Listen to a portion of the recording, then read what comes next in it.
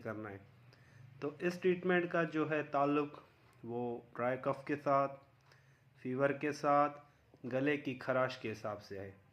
So thank you very much and follow my channel, subscribe my channel for more informative videos.